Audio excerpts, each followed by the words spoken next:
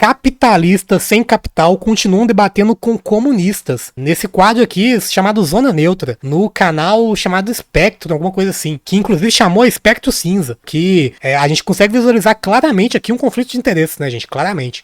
Então, se você gosta do conteúdo produzido aqui no canal, se inscreva, deixe seu like e, é claro, seu comentário aí também dizendo o que você pensa disso daí tudo. Vamos ver o que vai ser discutido aqui? Então, bora. Democracia liberal não é compatível com igualdade social. Dessa vez realmente. Agora tem um ponto em que dá pra concordar, né? Porque aquela maluquice lá da corrupção ser inerente e tal, não dá pra entender. Mas vamos lá, segue o bonde.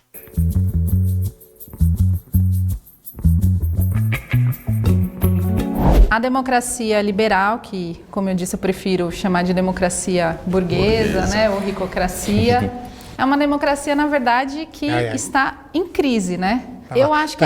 O burro, ele debocha de quem sabe, né? O burro, ele sempre debocha de quem sabe. Então, gente, realmente, a democracia liberal é a democracia burguesa. É a democracia que só serve pra burguesia. Eu já comentei aqui anteriormente que... Mas nos Estados Unidos, a maior parte dos candidatos para qualquer cargo político são aqueles que recebem maior financiamento de campanha de empresas privadas. Ou seja, a representação política no país, ele é basicamente a representação da minoria que tem mais capital, né? É basicamente isso. Não tem qualquer tipo de garantia de participação popular dentro da política. O Estado é basicamente o balcão de negócio da burguesia. É basicamente isso. É importante considerar que quando a gente fala da democracia, a gente não está falando só da eleição, do direito ao voto, das decisões políticas. Fora isso também, né? Fora nem só a questão da representatividade no âmbito... Burguesia mandou R$5. Oi? Chamou? Não gosto de capitalista sem capital rindo. Tira. Vocês são foda, velho. São foda. A gente tá lidando só com a representação na política institucional, aqui no caso, né? Fora todas as questões que ela vai falar aqui, né? A lei, ela se aplica pra punir quem tem dinheiro, né? Quem é rico quase nunca é preso no Brasil. Olha o que a Vale fez. Olha o que a Vale fez com o Brumadinho. Olha o que ela fez com o Rio Mariana. Alguém ali foi preso. Olha o que os caras das lojas americanas fizeram de corrupção, né? Já que o último assunto foi corrupção. Os caras foram presos. A lei só se aplica ao pobre no capitalismo. Então, mas é isso. Segue o bonde. Mas também tem a ver com a garantia dos direitos sociais. Esses dias eu estava andando nas ruas lá da Brasilândia e vi uma frase que eu achei bem interessante. Democracia sem moradia, sem saúde e educação para a maioria, é uma concha vazia. Aí, a partir dessa frase aí, sei lá, que ela leu no grafite, uma porra assim, vocês conseguem visualizar algum tipo de liberdade para uma pessoa que não tem acesso à moradia, não tem acesso à educação formal, não tem acesso à comida. Tem estudos dentro do âmbito de saúde e ciências biológicas que demonstram crianças que passam fome durante os primeiros períodos da vida têm dificuldades de aprendizado até o final da vida. E aí você vai me dizer, não, é uma questão de meritocracia, é só você se esforçar, é só você estudar muito que vai dar certo? Mas segue o bonde. É só obviedades aqui ditas hoje, né? E de fato é isso, porque o capitalismo ele não tem garantido esses direitos básicos para a maior parte da população. Essa frase... Pois é, olha o que a polícia está fazendo aí. E diz o Hugo, né, depois do Roberto Jefferson, descobriram que o limite é tacar granada na polícia. O cara tacou granada na polícia, o cara atirou contra a viatura, o cara atingiu 2 pessoas, ele atingiu 2 policiais, atingiu uma policial mulher, inclusive, que desmaiou e ele não foi preso. Pode ser resumida em uma síntese bastante breve, que é colonialismo e imperialismo. As democracias liberais conseguiram constituir os seus acúmulos, né, de propriedade, de recursos e tal, a partir de um amplo processo de dominação política muito brutal sobre o território inteiro, né, do planeta. O Império Britânico, em 1915, controlava 25% do globo terrestre, né? E isso acaba permitindo com que vários processos sejam garantidos nesse território olha lá, Espectro cochichando com o Loconte, né? Que burrice será que eles estão pensando muito lá para responder os argumentos aqui dados? Vamos ver. Provavelmente, né, eles vão falar sobre a garantia desses direitos, né, da social-democracia e tal, mas que são produtos exatamente da pressão que existia como uma resposta à organização histórica dos países socialistas, que estavam ali mostrando momentos de ascensão, momentos de garantia de direitos, né, de garantia de recursos materiais, de vida, de garantia salarial, etc., e que precisavam ser respondidos. É isso, são concessões que a burguesia fez à classe trabalhadora, uma vez que estava ficando feio. Estava ficando feio para os países no centro do capitalismo visualizarem as condições muito melhores de vida da população em países socialistas, aqui no exemplo na União Soviética, e aí tiveram que ser feitas concessões para a classe trabalhadora para frear-se os avanços de uma possível revolução socialista nos países tanto do centro do capitalismo quanto da periferia. Aí entra, no caso, por exemplo, a criação do sistema universal de saúde pública, em alguns países, né, que ocorreu depois que a União Soviética já tinha instituído um sistema universal de saúde pública no próprio território, inclusive o primeiro do mundo. Lembrando também, nos Estados Unidos tinha segregação racial, enquanto na União Soviética não tinha segregação, né? Fica feio, né? Fica feio defender capitalismo quando você vê na experiência socialista a qualidade de vida da população ser tão melhor assim. Para que a classe trabalhadora se desarticulasse internamente e garantisse assim que os comunistas ou os sindicatos ou essas organizações não ganhassem esse protagonismo nesse contexto, né? Isso é, acho que fundamental de ser colocado, e também fundamental de ser colocado que essa democracia liberal como um baluarte, né, como uma base para cumprimento de igualdade social, ela não pode ser vista na mesma medida sobre todos os lugares, porque a democracia liberal que existe na Inglaterra ou que existe na França é uma democracia liberal que vai operar de um jeito diferente com relação à democracia liberal brasileira, porque lá naquela democracia a gente tem alguns direitos que são conquistados pelos trabalhadores, mas você não tem a mesma garantia de direitos para os trabalhadores imigrantes, por exemplo. Você não tem a mesma garantia de direitos para as mulheres trabalhadoras, por exemplo. O próprio Estados Unidos, né, que são o exemplo aí, né, de democracia liberal nos anos 60, tinha literalmente no seu território leis de apartheid, né, leis que o Dom de Apolo, né, Dom de Apolo. Segregavam politicamente, que restringiam o acesso de direitos básicos para as populações afro-americanas dos estados do sul. Então, acho que fazer esse balanço ele é importante, porque essa igualdade social ela não vai nunca ser obtida dentro do plano da democracia liberal, justamente porque ela depende do processo de exploração da classe trabalhadora, seja na ordem nacional, na ordem doméstica, né, como é o caso na Inglaterra, da França, dos Estados Unidos, ou na própria ordem mundial capitalista, né, no imperialismo, que é o fato de que a gente tem uma democracia liberal aqui no Brasil e que a população, e que na verdade a economia aqui é organizada sob os moldes do capitalismo dependente, em que a gente tem trabalhadores que são superexplorados, em que a gente tem uma primarização completa da economia, em que a gente tem a continuidade de muitos privilégios, de muitas coisas que, no final das contas, garante a continuidade desse sistema, né, que garante essa legitimidade que, enfim, que não conseguiu construir essa verdadeira emancipação, né, uma emancipação concreta, material, da economia política, uma emancipação... Para lembrar também, né, sempre que governos minimamente de esquerda, minimamente sociais-democratas, tentaram de alguma forma redistribuir riqueza ou desafiar elites mesmo que por vias democráticas, eles foram derrubados por golpes de estados e sabotados economicamente. Foi o exemplo do Chile de Allende, é o exemplo do Brasil de Dilma e é o exemplo da Bolívia de Evo Morales. Simplesmente é isso. Democracia liberal é completamente incompatível com igualdade social. Existe repressão seletiva e desigualdade jurídica muito forte em países que são considerados democracias liberais, né? Tem protestos populares que são frequentemente criminalizados ou reprimidos com violência. Lembrando, o pessoal fala muito de Singapura. Singapura tem muita liberdade econômica por aí, mas primeiro que Singapura é um país eco, né? E segundo, a maior parte dos parlamentares de Singapura, eles são aliados com o único partido, praticamente o único partido em Singapura que tem poder de verdade, né? Então é uma centralização de poder que a gente não visualiza em ditaduras historicamente. Mas vamos lá, segue o bonde. Para além da garantia de um direito civil, né, de um direito no papel, de um direito contratual ou qualquer coisa que o valha. Evidente que uma democracia, ela é um terreno que nós vamos defender mais e defender as liberdades democráticas do que em relação ao regime ditatorial. Inclusive para a gente poder ter liberdade política de expressar as nossas ideias para lutar contra e para suprimir essa democracia e construir a democracia operária, a ditadura do proletariado, como nós debatemos aqui. Mas acho que o debate da democracia tem muito a ver com o problema do Estado, o Estado burguês. Porque, de fato, não é uma concha vazia. O Estado existe como um aparato imbuído de conteúdo de classe. E para nós, qual é o divisor de águas? O divisor de águas é o debate da classe social. Nós entendemos que a sociedade está dividida por um antagonismo, que é que existe uma classe que explora a outra, que é a burguesia, que compra a força de trabalho da maioria da população, que são os trabalhadores que vendem a sua força de trabalho. E o Estado ele serve como um instrumento de dominação. O que isso quer dizer? É que mesmo uma democracia que parece melhor está a serviço desse tipo de projeto.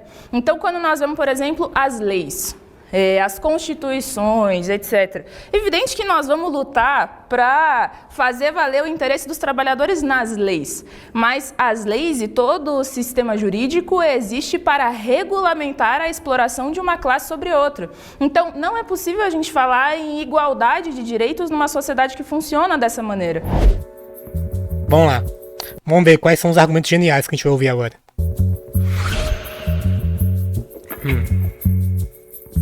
Com o mundo se tornando cada vez mais capitalista, a gente viu a miséria diminuindo. Ou seja, a gente viu os países... Diminuiu bastante. A gente já viu no último corte, né, os gráficos aqui, já vimos. Se tornando países com menor desigualdade. Tanto é que se a gente colocar em comparação os países que têm o maior índice de liberdade econômica...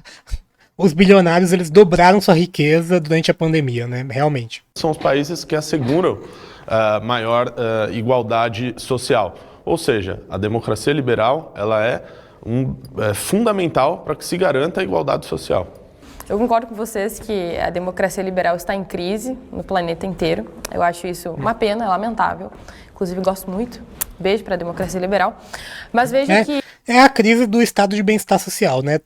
Todas as pesquisas acadêmicas anunciam que as democracias liberais, que o estado de bem-estar social, ele está em crise hoje em dia. Está em crise, né? Ele está acabando. Essa é a parada. E, embora tenhamos esses problemas atualmente, realmente, a gente tem que perceber, mais uma vez, que nós temos como verificar, à medida das democracias liberais, que as pessoas tiveram mais liberdade, mais emancipação, mais possibilidade de empreendedorismo, de inovação, também de competitividade, para que também se alcance melhores condições de trabalho, melhor capacidade de barganha com patrões, por exemplo, devido... Não é possível.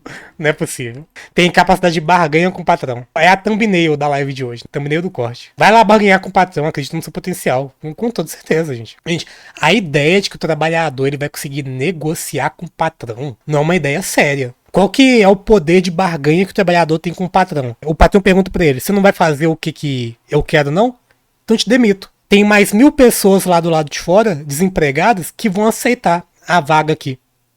É simplesmente isso. Justamente graças a essa qualificação que foi conquistada ao longo dos anos através das democracias liberais. Eu acho que essa é uma coisa bem importante de se pontuar a respeito da possibilidade de barganha, porque à medida do ensino, à medida da educação formal que as pessoas vão adquirindo nessas democracias liberais, maior é a possibilidade de justamente barganhar com os próprios empregadores em relação a tempo, em relação a salário, em que inclusive Ela tá fazendo uma confusão aqui, confundindo dados que dizem coisas muito diferentes. De certa forma, qual que é a possibilidade do pobre, que o pobre tem, para aumentar a tua renda? É um dado verídico, é um dado da realidade, que realmente a capacitação profissional, ou seja, a formação superior, ela tende a elevar a tua renda mesmo, se você for pobre, né? Pessoas de origem mais humilde, que têm formação superior, elas realmente costumam adquirir renda maior do que a que elas tinham anteriormente. Isso não significa que tem poder de barganha, não. O que a gente está visualizando muito com esse desmonte da educação pública brasileira e também substituição dela por esse modelo de venda de diplomas da educação privada, é que a gente está construindo um enorme exército de reserva industrial também para pessoas com formação acadêmica, com formação superior. cada vez mais tem gente com formação superior e cada vez mais tem mais desse exército de reserva industrial que pressiona para qualidades piores de trabalho e também salários cada vez menores. Né? A gente vê o tempo inteiro essas vagas arrombadas surgindo nesses sites de busca de emprego, gente. Conheço pessoas que, devido a terem um altíssimo nível de qualificação, os empregadores brigam por essa pessoa. Então veja que em sociedades que não existe essa liberdade... Me fala aí no chat, gente, qual foi a última vez que o patrão brigou por você com outra empresa? Econômica, tanto quanto desse investimento em educação e, portanto, também de maior qualificação profissional nesses locais, não existe esse poder. Então, veja que à medida das democracias liberais, à medida da qualificação profissional, à medida da inovação, da tecnologia, do controle da sofisticação de certos processos produtivos e também de conhecimento mais qualificado, as pessoas têm uma maior possibilidade de barganhar e de, portanto... Não, tem uma maior possibilidade de precarização da mão de obra. É isso que a gente está visualizando hoje em dia com uberização do trabalho. A gente está visualizando isso no que se chama de trabalho silencioso, ou seja, jornadas de trabalho cada vez mais extenuantes. A pessoa, além de ter um emprego regulamentado, CLT ou PJ mesmo, ela tem que buscar outras formas de renda. Se emancipar financeiramente, também de conquistar e de pressionar os seus governantes para que consigam, assim, mais direitos. Eu acho que é interessante a gente retroceder um pouco e entender o que é uma democracia, da onde surge a democracia. E é muito interessante isso, porque a democracia ela surge como um mero modelo político diferente da monarquia, né? Que era o que a gente entendia em alguns sistemas, existiam outros, mas o principal era a monarquia. E a democracia é um modelo político, é um modelo em que a população, ou o que se entendia como população na Grécia Antiga, participava do jogo político. Isso quer dizer que a democracia é boa? Quer dizer que ela é rica? Quer dizer que ela é próspera? Quer dizer que as pessoas têm uma vida boa? Não, quer dizer que elas participam. É interessante isso, porque obviamente o termo democracia, ele virou como uma palavra mágica, democracia, a melhor coisa do mundo. Não necessariamente. Você pode ter uma democracia pobre e uma ditadura rica. A democracia e a ditadura residem em modelos políticos.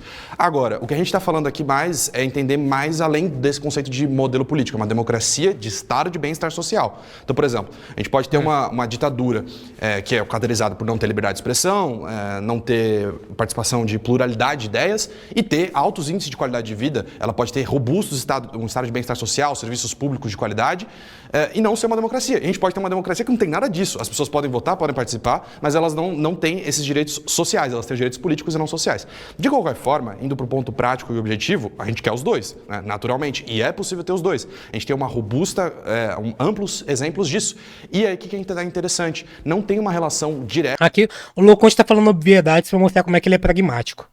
Na verdade, não tem uma relação entre dominação e democracia. Então, o Império Britânico, de fato, dominou boa parte do mundo, mas ele estava anos-luz a várias outras democracias, inclusive suas próprias colônias, né? Eu estava lendo sobre a história econômica e a história política da Austrália, e o processo democrático da Austrália estava muito além do Reino Unido, já em meados do século XIX. Então, você vê que não tem uma relação direta entre dominar, entre explorar, e nem mesmo uma relação estrangeira. Você pode não ter, basicamente, nenhuma empresa estrangeira. Conte, o ponto aqui do enunciado é que democracia liberal não é compatível com igualdade social, Loconte. E mesmo assim tem um nível democrático muito alto. Então, a questão é como a gente vai administrar os direitos políticos, e aqui a gente pode entrar em direitos sociais, mas a democracia, em sua origem, em sua essência, é direitos políticos. Então, não tem relação com o imperialismo, com a exploração. Você pode ter países altamente imperialistas que são ditaduras, e você pode ter países amplamente democráticos que não exploram, não tiveram colônias, nem mesmo... Tá, já demonstrei que Suécia teve colônia sim, ao contrário do que ele falou. Não tem uma grande participação da sua riqueza no exterior, e sim interior. Então é como a gente administra a nossa comunidade internamente. A gente vai ceder direitos políticos e sociais para essas pessoas, assim a gente forma uma democracia próspera.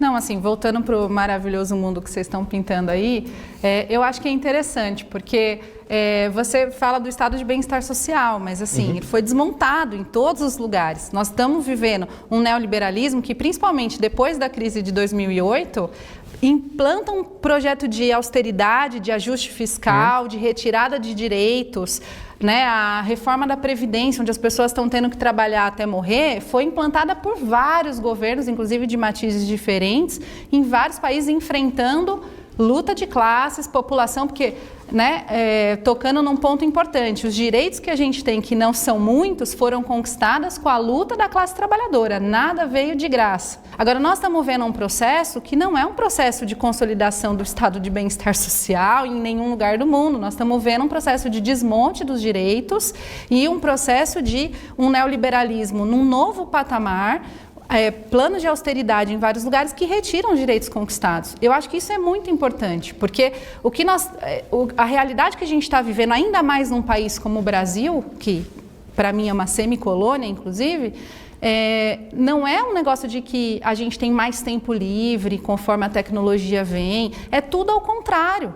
Nós estamos vendo, como eu já falei nos pontos anteriores, um agravamento da exploração, um agravamento da jornada de trabalho, um rebaixamento médio dos salários, um congelamento dos investimentos públicos, saúde, educação, por vários governos, inclusive Lula agora, Tarcísio congelou 11 bilhões do orçamento da educação. Então, é isso que está colocado. Nós não estamos falando do mundo, só que aí qual é a questão? Só para concluir. De fato, a situação está melhorando. Para quem é a pergunta? Está melhorando para quem? Não é para todos. Gente, não é nem só para concluir mesmo. Ah, gente, que preguiça.